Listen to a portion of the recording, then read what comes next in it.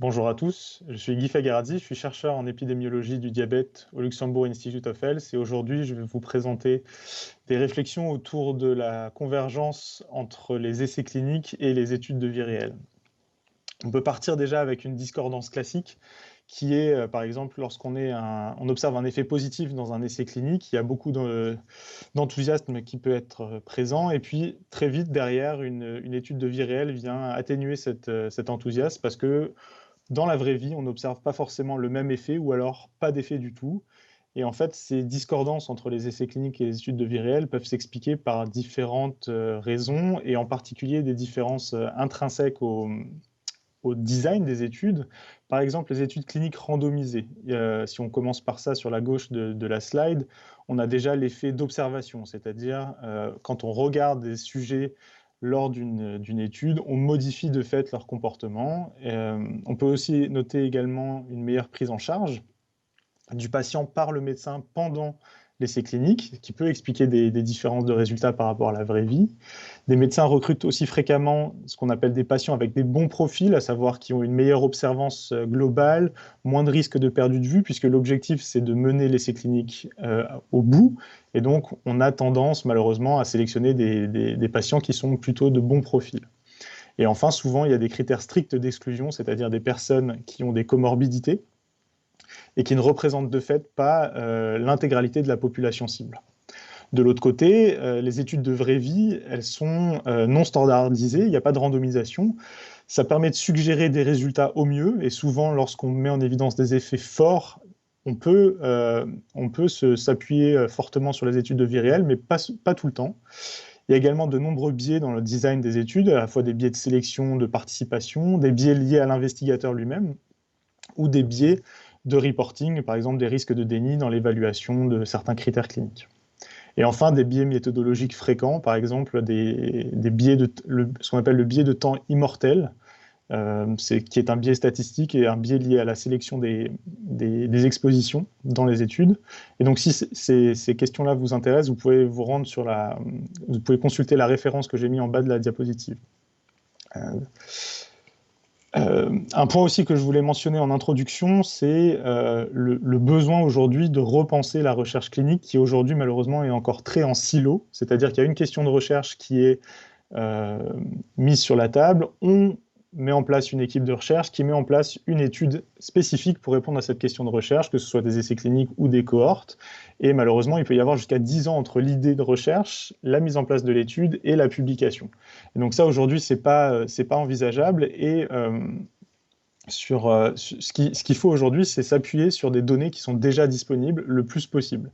Et donc pour ça, les études et les données de vraie vie sont vraiment la meilleure solution pour designer des essais cliniques plus pertinents. Donc c'est ce qu'on va essayer de voir dans la suite de la présentation avec cette jonction avec le meilleur des deux mondes, comment utiliser les essais cliniques randomisés contrôlés, comment utiliser les études observationnelles de vraie vie pour designer de meilleurs essais plus pertinents. Alors les perspectives d'amélioration, il y en a plusieurs. Les différents enjeux, j'en ai listé 3 dans cette présentation. La première, c'est un besoin de mieux connaître la population cible. Ça, c'est quelque chose qui est absolument nécessaire. Et pour ça, les données de vie réelle peuvent aider. Typiquement, des solutions avec l'utilisation et l'analyse des réseaux sociaux, l'utilisation des cohortes et des bases médico-administratives, ou bien ce qu'on appelle le phénotypage numérique profond, peuvent aider pour mieux connaître la population cible dans laquelle mettre en place un essai clinique. Deuxième point, les nouvelles stratégies de recrutement et de suivi de patients ou de participants dans les études. Là aussi, les réseaux sociaux, les cohortes, les bases médico-administratives ou des outils connectés peuvent aider à la mise en place de ces nouveaux essais cliniques. Et enfin, le troisième enjeu, c'est d'améliorer le design lui-même de l'essai clinique. Et donc ça, je vais vous présenter ce qu'on appelle les TWICs, les Trial Within Cohorts, les essais nichés dans des cohortes observationnelles, et les JTI, les Just-in-Time Adaptive Intervention, les interventions en temps instantané. Commençons par les réseaux sociaux, et puis ensuite on viendra aux cohortes et aux bases médico-administratives et le phénotypage profond. Les réseaux sociaux, c'est aujourd'hui une source sous-exploitée, mais très puissante si on sait l'analyser, pour mieux comprendre les attentes de nos populations cibles dans les essais cliniques, et également diversifier le recrutement et faire même de la pharmacovigilance avec l'identification d'effets indésirables.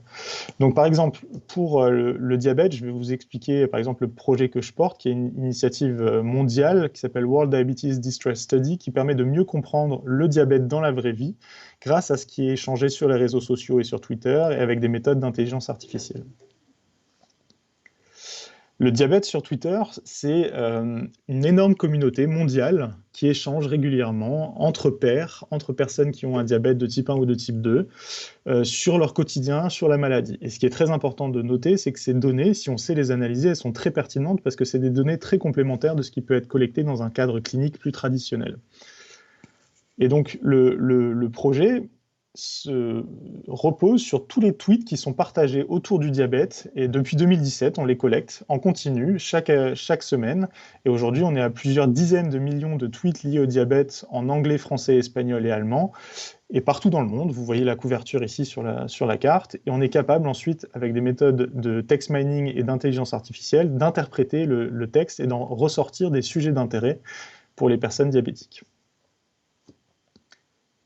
Par exemple, sur le premier travail qui a été effectué dans ce projet-là, on a travaillé sur les tweets personnels pour travailler vraiment sur des personnes qui ont un diabète et pas des tweets institutionnels de chercheurs ou d'académiques qui parlent du diabète. Ça ne nous intéresse pas. Nous, on veut vraiment travailler sur des personnes qui ont un diabète de type 1 ou de type 2 et qui échangent autour de la maladie.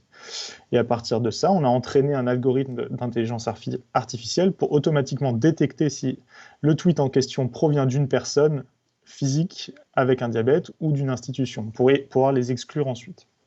Et sur les tweets personnels, on fait de l'analyse textuelle, on fait de l'analyse des emojis et des émoticônes pour travailler sur les émotions, et également sur la phonologie pour caractériser les sentiments et le niveau de stress. À partir de là, on est capable de faire du topic modeling, c'est-à-dire identifier des sujets d'intérêt parmi toute la masse de textes pour faire ressortir par exemple, les sujets qui inquiètent les personnes qui ont un diabète ou les sujets qui importent les personnes diabétiques. On fait de l'analyse de sentiments, on fait de la classification de profils de détresse liés au diabète également, et à partir d'algorithmes de machine learning, on est capable aussi de prédire le statut diabétique. Est-ce que c'est plutôt un type 1 ou un type 2? Est-ce que c'est plutôt un homme ou une femme? Et donc ça permet ensuite de mieux stratifier l'analyse par type de diabète et par sexe. Et on fait de l'analyse géographique avec des tweets qui sont géolocalisés, et on permet soit de les repositionner très finement, soit de les positionner à l'échelle d'une ville ou d'un État. Par exemple, le premier travail qu'on a fait a porté sur les États-Unis, où on a pu travailler sur plus de 80 000 personnes diabétiques sur les réseaux sociaux, sur Twitter, partout aux États-Unis, et on a identifié 30 sujets d'intérêt, 30 topics qui importent vraiment aux personnes diabétiques.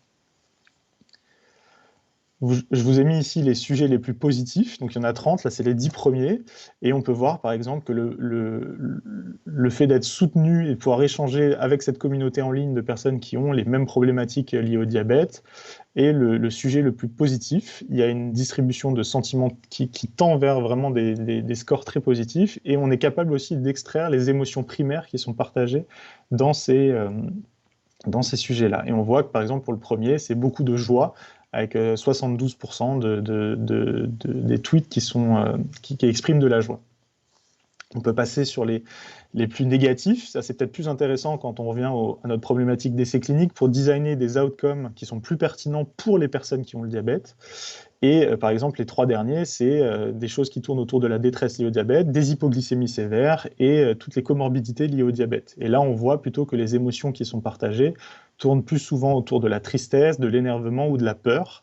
Et donc là, on se rend compte vraiment qu'on est capable d'identifier de manière très simple et très quasi automatique les sujets d'intérêt qu'on va pouvoir ensuite intégrer dans des designs d'essais cliniques.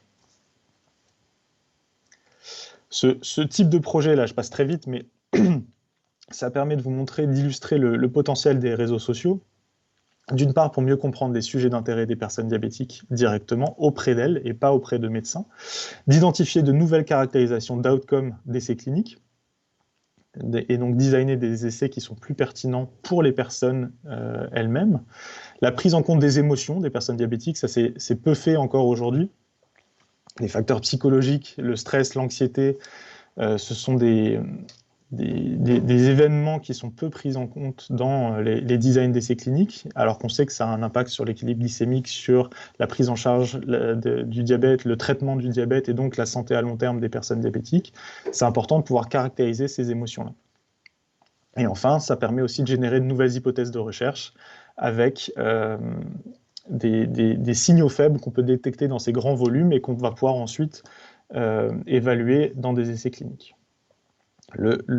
Sur cette diapositive, on peut également montrer le potentiel de recrutement pour le recrutement des réseaux sociaux. Alors, ce qui se fait, ce n'est pas un contact direct. On ne va pas chercher un individu pour l'informer. Par contre, on fait de l'information et de la publicité ciblée pour inviter les personnes intéressées à rentrer dans un protocole. Et ça, à partir des thématiques d'intérêt des individus, des mots-clés, on est capable d'aller cibler ces messages pour qu'ils apparaissent chez les utilisateurs des réseaux sociaux. L'important quand on fait du recrutement pour des essais ou des cohortes, c'est de diversifier les plateformes, ça a été montré par les premières études sur le sujet, et de combiner cette méthode de recrutement avec d'autres méthodes de recrutement un peu plus classiques. Et grâce à ça, grâce à l'utilisation des données visuelles comme les réseaux sociaux, ça permet de recruter des profils de patients plus variés, avec des populations en particulier qui sont difficiles à atteindre d'habitude, c'est-à-dire les personnes les plus jeunes, les personnes isolées, les personnes qui ne sont pas forcément vues en consultation. On est capable d'aller les atteindre avec ces approches-là. Et ça permet aussi, ça a été montré dans quasiment toutes les études qui ont recruté sur Internet et sur les réseaux sociaux, le recrutement se fait de manière plus rapide et à faible coût. Et enfin, sur la droite de la diapositive, vous voyez que ça c'est un travail sur le diabète, avec un recrutement dans les réseaux sociaux, que cette approche est montrée comme étant faisable, acceptable par les participants et les utilisateurs, efficace, et qu'elle est aussi, d'un point de vue de la représentativité des personnes qui participent, fidèle à la population cible. Un point aussi en termes de potentiel pour la pharmacovigilance, les réseaux sociaux et les données de vie réelle issues des réseaux sociaux ou des forums, ça permet de détecter des signaux faibles, détecter des effets indésirables, qu'ils soient fréquents ou rares, et parfois plus vite que les circuits traditionnels de pharmacovigilance. On est capable de détecter, par exemple, aussi des symptômes ou des concepts médicaux qui sont associés à un traitement. Sur la droite, par exemple, vous avez ici un travail qu'on a fait avec Capcode et Danone sur les symptômes et les facteurs associés à l'inconfort digestif. Et on est capable d'identifier des types ou des classes de traitements associés à l'inconfort digestif à partir de ce qui est partagé sur les réseaux sociaux et sur les forums. On est capable aussi de faire du monitoring d'une substance après la mise sur le marché. Il y a un grand groupe européen, un consortium AMI qui s'appelle WebRadar, qui travaille spécifiquement sur ces questions-là, et en termes de pharmacovigilance, est en train de mettre en place des méthodes standardisées pour faire du suivi de la pharmacovigilance de traitement à partir des réseaux sociaux. J'en passe maintenant, après les réseaux sociaux, j'en passe aux cohortes, et le potentiel des cohortes observationnelles pour nicher des études cliniques plus pertinentes, avec ce qu'on appelle notamment le phénotypage numérique profond et les trial within cohorts. Ça permettra de mieux décrire et de sélectionner les participants d'essais cliniques et de nicher des essais dans des cohortes existantes.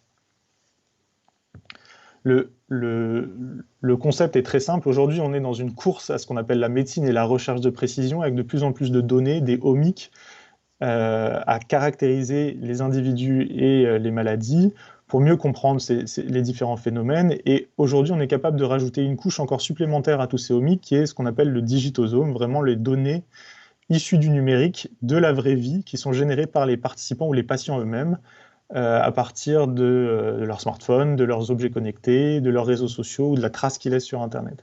Donc le challenge, c'est de combiner toutes ces données-là, et c'est ce qu'on appelle le phénotypage numérique profond.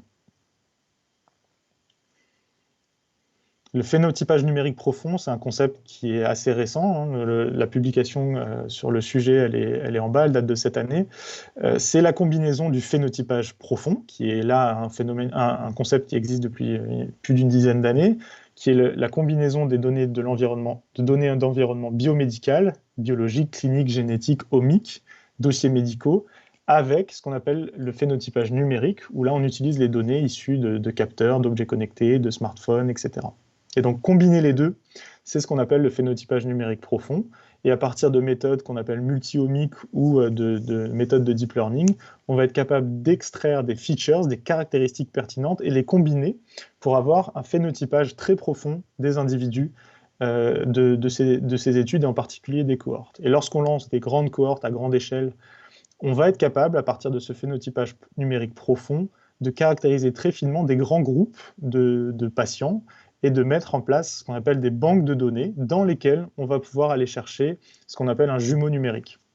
C'est très simple à comprendre là aussi. Imaginez que vous avez un nouveau patient en consultation. Si vous êtes capable de lui extraire toutes les features, les caractéristiques nécessaires, vous allez pouvoir retrouver dans cette grande banque de données un individu statistique moyen qui va lui ressembler et avoir les mêmes caractéristiques, soit de manière exacte, soit de manière très proche, que votre nouveau patient. Et donc, vous allez pouvoir anticiper, puisque pour le jumeau numérique, vous allez connaître la trajectoire de santé, vous allez pouvoir anticiper pour votre nouveau patient ce qui risque de lui arriver et donc intervenir plus tôt. Et on rentre là vraiment dans cette médecine de précision avec de l'adaptation très fine de traitement, d'intervention ou bien de la prévention personnalisée. Le meilleur exemple que je peux vous donner dans le domaine du diabète actuellement, et en particulier en France, c'est ce qu'on est en train de mettre en place avec la Société francophone du diabète et la FFRD, qui est la cohorte SFDT1 dans le diabète de type 1, où l'objectif est de recruter 15 000 personnes qui ont un diabète de type 1, qui sont âgées de 6 ans et plus, partout en France et dans les territoires outre-mer, avec un suivi actif de 10 ans et un suivi passif sur 30 ans, où ça combine à la fois des visites cliniques et une partie e-cohorte avec un suivi à distance entre les visites. Et c'est une source de données qui va être unique au monde dans le sens où, pour la première fois, on va combiner dans une même population, et une grande population, des données cliniques, des données épidémiologiques, des données de biobanque, puisqu'il y aura des prélèvements qui sont effectués, des données médico-administratives et des données sur la technologie et les dispositifs médicaux. Et pour la première fois, avec toutes ces données-là, on va pouvoir caractériser de manière très fine et très profonde les participants de cette étude et les personnes qui vivent avec un diabète de type 1. Et ça va être très utile pour pouvoir ensuite aller nicher des études cliniques dans SFDT1. Et typiquement, on va pouvoir mettre en place ce qu'on appelle des TWICs, des Trial Within Cohorts, des essais cliniques qui peuvent être randomisés, qui sont nichés dans une cohorte avec, par exemple, le schéma qui est sur cette diapositive, où on va sélectionner un groupe de patients qui a certaines caractéristiques qu'on peut appeler A, qu'on va comparer à des personnes qui ont d'autres caractéristiques. Et grâce à cette cohorte qui est déjà mise en place, pour laquelle énormément de données est collectées, on va pouvoir sélectionner très finement les patients éligibles à ces essais TWICs. Alors, il ne faut pas se leurrer non plus, ce n'est pas parfait, c'est une amélioration par rapport à certains designs existants, mais ça ne répond pas non plus à toutes les questions. Les avantages des TWICs, c'est que ça a un coût limité, puisque l'infrastructure, la cohorte existe déjà, on est capable d'aller chercher les patients qui sont déjà enrôlés dans une étude observationnelle, c'est plus rapide à initier, plutôt que de repartir de zéro et de monter un essai clinique qui peut être très laborieux et très coûteux. On peut se servir d'une infrastructure existante pour aller mettre en place un nouveau protocole. Et il y a aussi une plus grande variabilité dans les profils qu'on peut recruter et une maîtrise plus fine des profils que l'on va vraiment inclure dans l'essai clinique, grâce à ce phénotypage profond. Par contre, les désavantages, c'est que ce n'est pas forcément adapté à toutes les questions de recherche. Il y a des designs en double aveugle, par exemple, par construction, qui ne peuvent pas être évalués avec ce type d'essai niché dans les cohortes. Il y a aussi des aspects plus éthiques autour du consentement des personnes qui sont considérées comme contrôle dans les TWICs. Mais globalement, c'est une vraie possibilité. Il faut aller vers ça pour designer de nouveaux essais cliniques plus pertinents.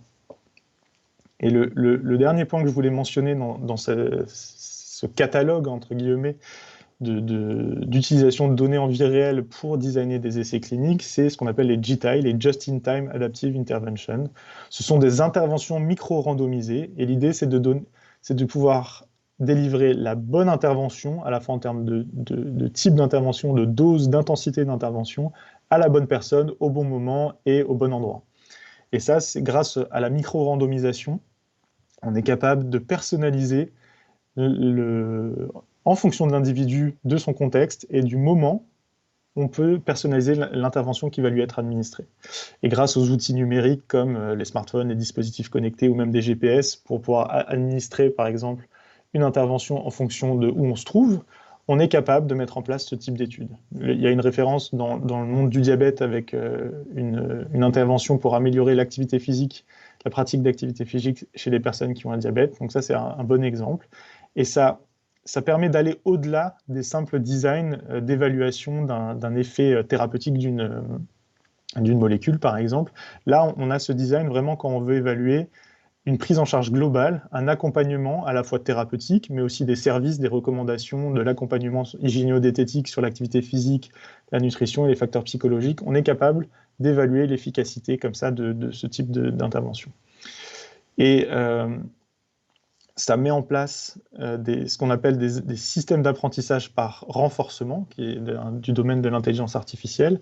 Et ça permet d'améliorer l'intervention au fur et à mesure que le participant est dans l'étude. Grâce au fur et à mesure, au fil de l'utilisation de l'outil et de l'intervention, l'algorithme va pouvoir améliorer l'intervention qui est délivrée en fonction du profil de l'individu, en fonction de son contexte de vie. Et donc, on va pouvoir optimiser l'intervention qui lui est délivrée. Donc, si j'essaye, en conclusion, de résumer ce que j'ai essayé d'illustrer aujourd'hui, c'est qu'il faut aller vers le meilleur de ces deux mondes. Il ne faut pas opposer les essais cliniques, évidemment, aux études observationnelles. Il faut essayer de joindre les deux bouts. Les études observationnelles, faut le rappeler, qu'on appelle de vraie vie, elles sont informatives pour détecter des associations, mais lorsqu'elles sont de forte magnitude. Elles ne remplaceront jamais des essais cliniques qui doivent être bien conçus, randomisés, contrôlés. Et surtout, ça ne doit pas être la solution de facilité par rapport à des problèmes de coût, de mise en place d'un essai randomisé qui peuvent être parfois assez laborieux. En revanche, les données numériques en vie réelle, que ce soit les réseaux sociaux, comme je l'ai montré, les dispositifs connectés, les cohortes, ça permet d'envisager des designs d'essais qui sont plus pertinents. À chaque fois, par exemple, avec plus de variabilité dans les profils qui sont recrutés, plus global, on peut évaluer des packages d'accompagnement pour voir si c'est efficace pour améliorer la santé des personnes diabétiques, par exemple. Et ça, c'est plus en phase avec les attentes des personnes malades. Et grâce à ce qu'on peut faire ressortir des réseaux sociaux, on est plus en phase avec les vrais besoins des individus. Et on peut aussi mettre en place un suivi et un monitoring des essais en temps réel et plus performant que les essais et le monitoring classique. Et enfin, pour terminer, je voudrais aussi souligner un point qui me tient particulièrement à cœur, c'est qu'on parle beaucoup de données médico-administratives ou des données qui sont issues des dossiers médicaux électroniques, et on les qualifie de données de vraie vie, mais il faut bien se rappeler que ce ne sont pas des données de vraie vie dans le sens où la vraie vie, pour les personnes qui ont un diabète par exemple, c'est ce qui se passe quand la personne gère sa maladie au quotidien. Et pour le bien des patients, pour améliorer les designs d'essais cliniques, il faut vraiment aller vers ces données dans la vraie vie, dans la vie réelle, que ce soit les émotions, les facteurs psychologiques, le mode de vie, le contexte de vie. Et être capable d'intégrer ça dans les designs d'essais cliniques permettra in fine de les rendre plus pertinents. Et je termine par ce chiffre, c'est que lorsque l'on mélange les personnes DT1 et diabétiques de type 2 tout confondus, on estime souvent qu'il y a environ 6 heures par an qui sont passées en face à face avec le professionnel de santé. Et il y a un facteur 100 avec le temps passé à gérer soi-même sa maladie. Et donc, si on veut vraiment utiliser les données de vraie vie pour améliorer les essais cliniques, améliorer in fine la prise en charge des personnes diabétiques, il faut, et je pousse pour ça, je milite pour ça, pour qu'il y ait davantage de données qui soient collectées et intégrées dans les designs des essais dans ces 600 heures par an où la personne est vraiment en train de gérer sa maladie. Et là, on arrivera vraiment à améliorer la prise en charge du diabète. Voilà, je vous remercie pour votre attention. Si vous avez des questions, vous avez mon contact par mail ou mon contact sur Twitter. Merci beaucoup.